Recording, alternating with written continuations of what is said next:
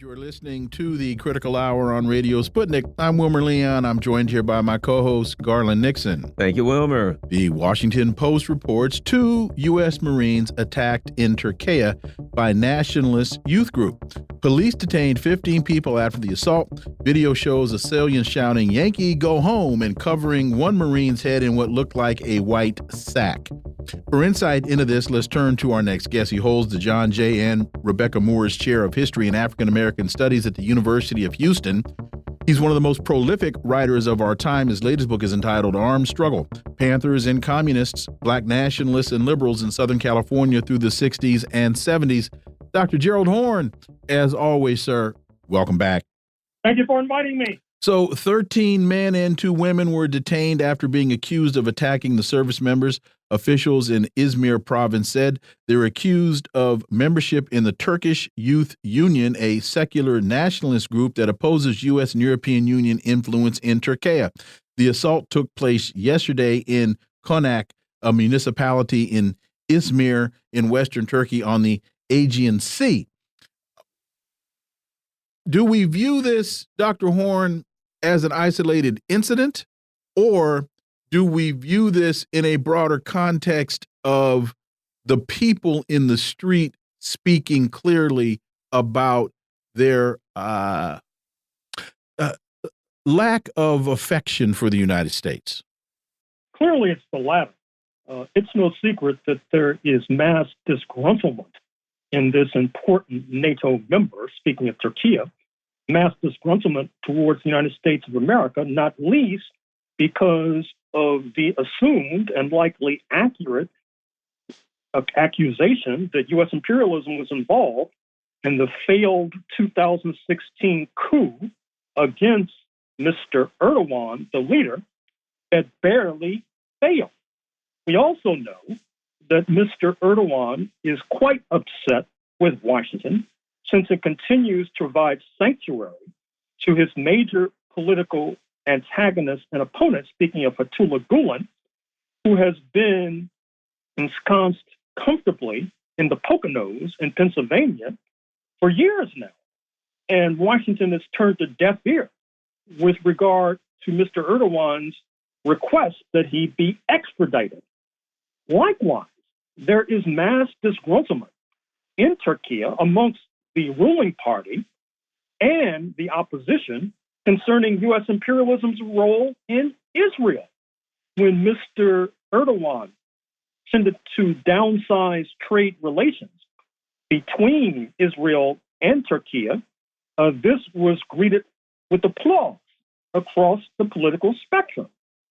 Likewise, there is disgruntlement in Türkiye about the historic role of U.S. imperialism in Iraq, going back about 2 decades to the ill-fated, ill-advised George W. Bush invasion of that neighbor of Türkiye, dislodging Saddam Hussein, unleashing chaos in the streets that is yet to dissipate. And of course, we also know that there are still U.S. troops in Iraq who are attracting the negative attention, not only of those in the streets of Türkiye, but also amongst those in the streets of Iraq and Iran as well.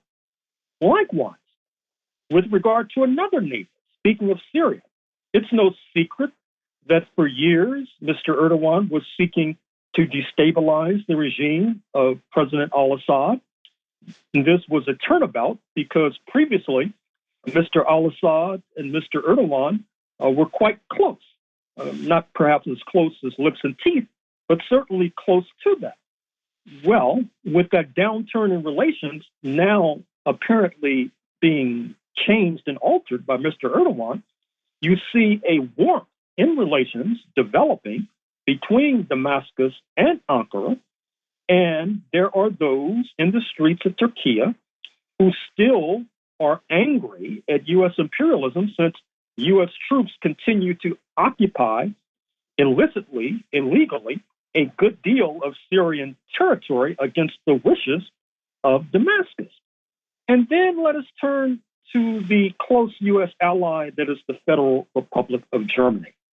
We all watched with rapt attention the recent election in Germany, where the right wing did quite well in the eastern sector of that country, less attention has been paid to the reality that a substantial percentage of the immigrant workforce in Germany and is of Turkish origin. This stretches back at least to the World War I alliance more than a century ago between Germany and Turkey. And there is disgruntlement once again in the streets with regard to the so-called Alternative for Germany party, which is widely viewed as a party of the hard right, doing quite well in these elections, not least by beating the drums, bringing attention to immigrant workers, many of whom are of Turkish origin. And many in Turkey as well have not forgotten the recent point that their arms, speaking of Ankara's arms, were twisted to force them to accede to the ascension into NATO, the North Atlantic Treaty Organization, of which Turkey is the eastern flank. But they were basically bludgeoned and battered into accepting Finland and Sweden into the ranks of NATO, despite the fact that this would be harmful to Ankara's bilateral relations with Moscow, not to mention that these two Scandinavian countries are housing a goodly number of Turkish dissidents who are sworn, once again, to destabilize the regime in Ankara. And speaking of the neighbors to the west, Ankara certainly has not forgotten that since 1999, there have been accession talks with regard to Turkey entering the European Union.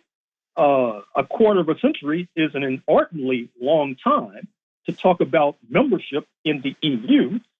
And I think that many Turks have not forgotten or are well aware that this blocking of their ascension to the European Union may have something to do with Islamophobia. That is to say that Turkey is a predominantly Islamic country, and we know that going back centuries to the time when the Ottoman Empire, the predecessor state of today's Turkey, was the reigning power in Europe, that many Christians to the West have not forgotten what they consider to be the depredations committed by the Ottomans as they were moving steadily westward. And of course, it was not until 1683 that they were stopped at the gates of Vienna. Otherwise, they might have wound up in London itself. And with regard to this point concerning Islamophobia, many in Turkey are aware, although blithely, many in the United States are blissfully ignorant of the fact that when there are migrants across the Atlantic, Lebanese Christians are admitted into the halls of whiteness, such as Ralph Nader, for example, whereas Lebanese Muslims, Lebanon, of course, being a former province of the Ottoman Empire, generally are not allowed to rest in this hallowed status. So there are many underlying reasons for this attack on U.S. military personnel in the streets of Turkey. The only question is, will this trend accelerate? There's a number of things going on recently with BRICS. Recently, President Putin, we know, invited President Maduro. He's in Mongolia, where he's invited the leader of Mongolia to the next BRICS meeting also. And now we find that Turkey has requested a BRICS membership. At least that's being reported. Your thoughts, Dr. Horne? Well, we should not find this surprising, given what I've just said about Brussels slow walking, to put it euphemistically, the accession of Turkey into the European Union. Ankara is telling Brussels and telling Washington that it has other options. But even if there had not been this slow walking, there was good reason for Ankara to seek membership in the BRICS: Brazil, Russia, India, China, South Africa. After all, Iran and Saudi Arabia, we expect to be represented at the BRICS summit in Russia in a few weeks. As we speak, in China, quite remarkably, there are 4 dozen plus African heads of state and government that are meeting in China, in Beijing, under the umbrella of the Forum on China-Africa Cooperation, which is a regular forum, by the way. Already, we have noticed with interest the vetting of South African President Cyril Ramaphosa, who has been treated like a star guest. We expect the already booming and blossoming trade relations between South Africa and China to accelerate as a result. But what is interesting as well is that President Ramaphosa was accompanied by a sizable delegation of his compatriots. And the same is true for President Tinubu of Nigeria. In fact, there are so many heads of state and so many heads of government right now in China that I'm surprised there's enough hotel rooms to house them all. And so Turkey, which is taking a more aggressive and muscular role on the African continent, cannot be indifferent to this reality that the continent, speaking of Africa, its most sizable, important trade partner happens to be the People's Republic of China. And therefore, if Turkey wants to get into the action, it is well advised to seek membership in the BRICS. Because after all, if you look at the parts of Africa that either were formerly under the aegis of the Ottoman Empire, the predecessor regime of today's Ankara, or alternatively have sizable Muslim populations, we see that Turkey is playing an increasingly important role there. We've talked many times about Ankara being the power behind the throne in Somalia, Mogadishu. As we speak, Ankara is trying to mediate between Ethiopia and Egypt. Egypt has just placed 10,000 troops on the Ethiopian border because of Ethiopia's conflict with Somalia over Ethiopia seeking an outlet to the sea through the breakaway province of Somalia that is known as Somaliland.